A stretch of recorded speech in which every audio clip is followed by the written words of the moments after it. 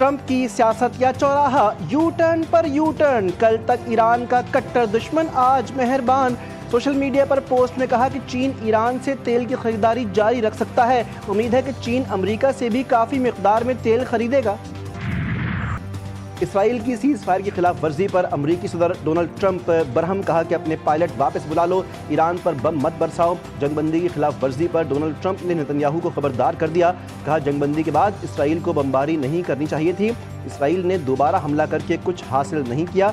Israel का समझौते से पीछे हटना बुरा लग रहा है। इसराइल से खुश नहीं हूँ। ट्रंप का फिर ईरान की जौहरी तंसीबात मुकम्मल तबाह करने का दावा। कहा कि ईरान में हुकूमत की तब्दीली नहीं चाहते क्योंकि इससे अफरा तफरी फैलेगी। ईरान के हमले का मकसद कतर से मुकाबला करना नहीं था। इसका हरगिज़ मतलब भाई पड़ोसी मुल्क कतर से तसादुम नहीं। ईरानी सदर मसूद पज़ेश्कियान का अमीर कतर को टेलीफोनिक गुफ्तगू में खैर सगाली पैगाम। कहा कि मिसाइल हमला इसराइल की जंग में अमरीका की शिरकत का रद्द-ए-अमल था। एटमी तंसीबात पर हमलों के जवाब में अमरीकी अड्डों को निशाना बनाया गया।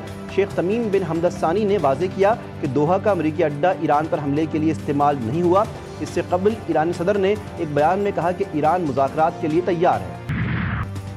इसराइल को इबरतनाक अंजाम से दोचार करने और जंग में फतह पर ईरानी अवाम में खुशी की लहर, सड़कों पर जश्न जारी। इसराइल ने 13 जून को ईरान पर हमला किया था और मकासद में नाकामी और मुसलसल जिल्लत से दोचार होने पर आज अमरीका और खलीजी रियासतों के तवस्सुत से शिकस्त तस्लीम कर ली। 12 रोज़ जारी रहने वाली जंग में फतह पर ईरान के अवाम में सुकून और तमानियत की लहर दौड़ गई। वज़ीर-ए-आज़म शहबाज शरीफ का सऊदी वली अहद मोहम्मद बिन सलमान से टेलीफोनिक राब्ता। सऊदी वली अहद को हज की मुबारकबाद दी। पाकिस्तानी हुज्जाज की मेज़बानी पर शुक्रिया भी अदा किया। भारत के साथ कश्मीर, पानी, जारत और दहशतगर्दी पर बातचीत की पेशकश।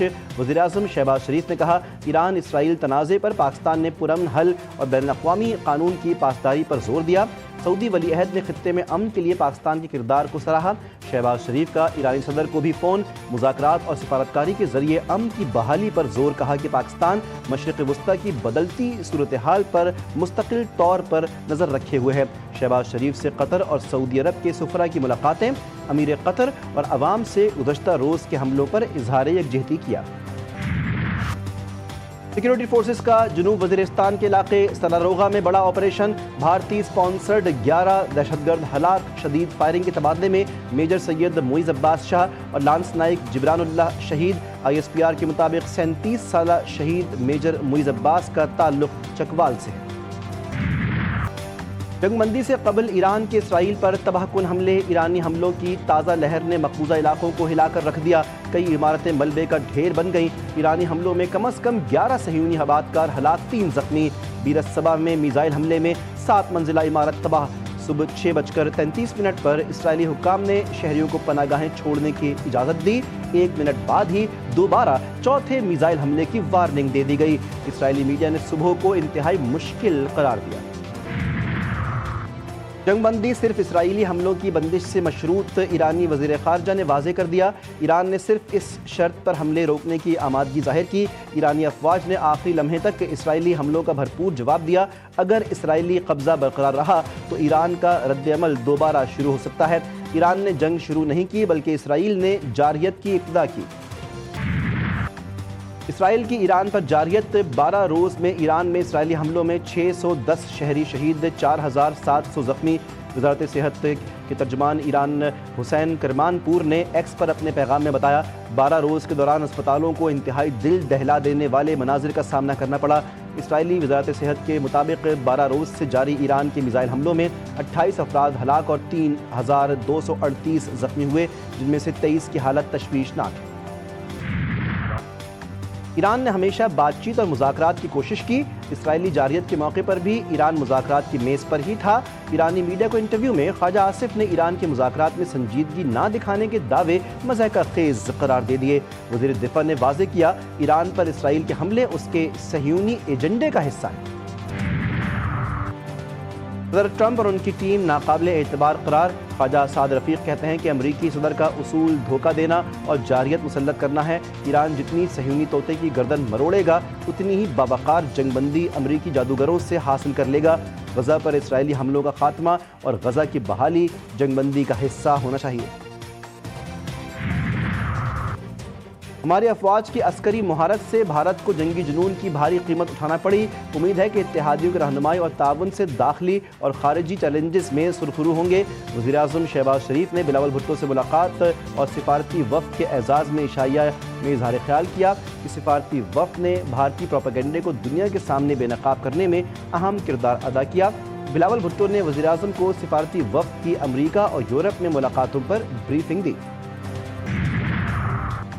بانی پی ٹی آئی کے 9 مئی کے 8 مقدمات میں ضمانت مسترد، لاہور ہائی کورٹ نے اے ٹی سی لاہور کا بانی پی ٹی آئی کی ضمانت مسترد کرنے کا فیصلہ برقرار رکھا۔ جسٹس شہباز رضوی پر مشتمل 2 رکنی بینچ نے درخواستوں پر فیصلہ سنایا۔ عدالت نے دلائل سننے کے بعد کل درخواستوں پر فیصلہ محفوظ کیا تھا۔ بانی پی ٹی آئی نے بیرسٹر سلمان صفدر کی وساطت سے 15 جنوری کو درخواستیں دائر کی تھیں۔ بانی پی ٹی آئی نے کور کمانڈر ہاؤس حملہ سمیت 9 مئی کے 8 مقدمات میں ضمانتیں دائر کی۔ آپ جائے سپریم کورٹ، اور انہوں نے یہ بھی کہا کہ پہلے کیوں نہیں گئے سپریم کورٹ؟ آپ نے پہلے کیوں نہیں سپریم کورٹ کو بتایا کہ آئی ایم ایف کیسے قبول کرے گا کہ جب پارٹی ہیڈ جس کی وجہ سے یہ پارٹی، جس کی رسپانسبلٹی ہے، جو اس کی ذمہ داری ہے پارٹی کی، اس کی مشاورت کے بغیر یہ بجٹ پاس نہیں ہونا چاہیے تھا۔ لگتا ہے بانی پی ٹی آئی مائنس ہو گئے۔ علیمہ خان کے اڈیالہ جیل میں بانی پی ٹی آئی سے ملاقات، میڈیا سے گفتگو میں وزیر اعلیٰ خیبر پختونخوا سے سوال کیا۔ علی امین نے کل وعدہ کیا تھا کہ بجٹ بانی پی ٹی آئی کی منظوری کے بغیر پاس نہیں ہوگا، تو کیسے ہو گیا؟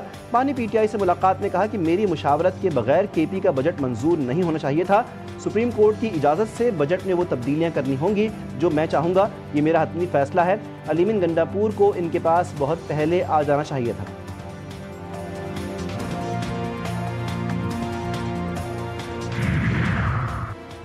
ہمارے جیتے جی بانی پی ٹی آئی کو کوئی مائنس نہیں کر سکتا، لوگ کسی اور ایجنڈے پر کام کر رہے ہیں۔ وزیر اعلیٰ خیبر پختونخوا علی امین گنڈاپور کا علیمہ خان کو جواب، کہا کہ بانی پی ٹی آئی تب مائنس ہوگا جب ہم مرے ہوں گے۔ بجٹ منظوری کے بعد سے غدار اور مائنس 1 کرنے کی بے بنیاد مہم چلائی جا رہی ہے۔ اگر بجٹ منظور نہ ہوتا تو صوبے سے حکومت ختم ہو جاتی۔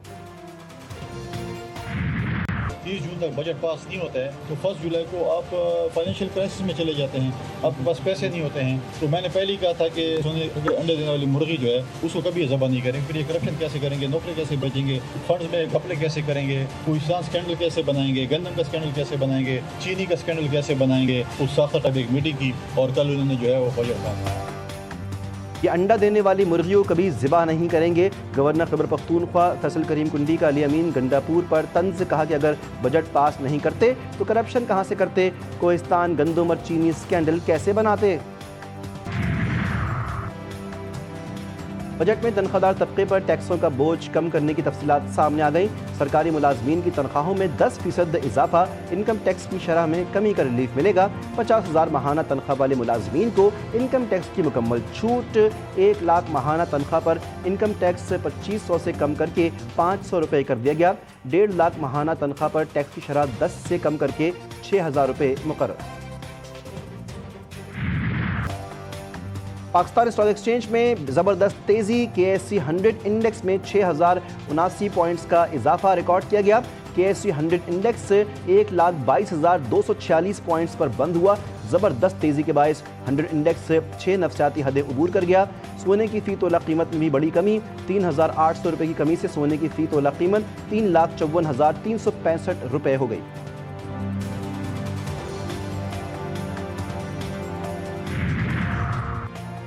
ایران اسرائیل جنگ بندی، عالمی مارکیٹ میں تیل کی قیمتیں تیزی سے نیچے آنے لگیں۔ خام تیل برینٹ کی قیمت تقریباً 9% گر گئی۔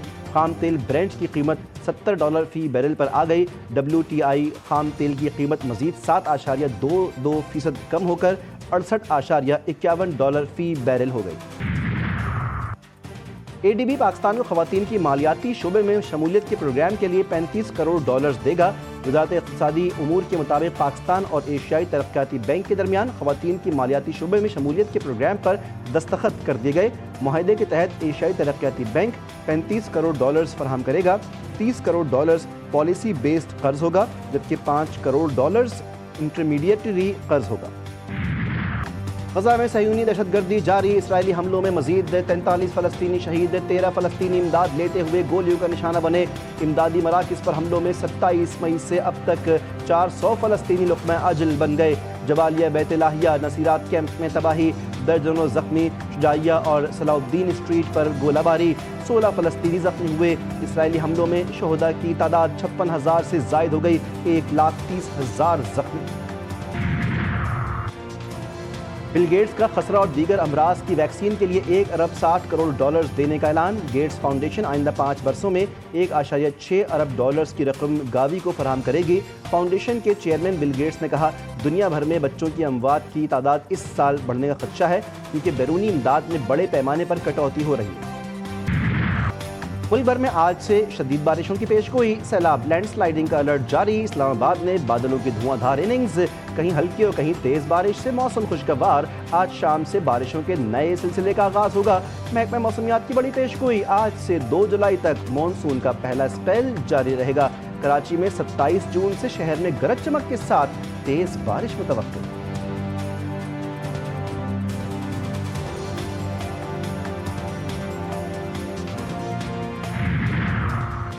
بھارتی براڈ کاسٹر کی حرکت سے گرین شرٹس کے مداح حیرت میں مبتلا۔ بھارتی براڈ کاسٹر نے ایشیا کپ کے پوسٹر سے پاکستان کو مائنس کر دیا۔ سوشل میڈیا پر جاری پوسٹر میں بھارت، بنگلہ دیش اور سری لنکا کے کپتان موجود۔ اوچھی حرکت کرنے پر شائقین کرکٹ نے بھارتی براڈ کاسٹر کو آڑے ہاتھوں لیا اور شدید تنقید کا نشانہ بنایا۔ کوئٹہ میں مغربی بائی پاس پر بس میں آگ لگنے سے 6 افراد جاں بحق، 7 زخمی ہو گئے۔ بس نواں سے ہزار گنجی جا رہی تھی، راستے میں پیٹرول سے لوڈ رکشے سے ٹکرا گئی۔ بس رکشے سے ٹکرانے کے بعد رکشے میں موجود پیٹرول نے آگ پکڑ لی۔ اور گرمیوں کی آمد کے ساتھ ہی ٹھنڈا پانی لوگوں کی ضرورت بن جاتا ہے، اور پانی کو قدرتی طریقے سے ٹھنڈا رکھنے کے لیے مٹی کے برتنوں سے بہتر اور کیا ہو سکتا ہے۔ مٹی کے برتن قدرتی طور پہ پانی کو ٹھنڈا رکھتے ہیں اور انسانی صحت کے لیے انتہائی مفید ہیں۔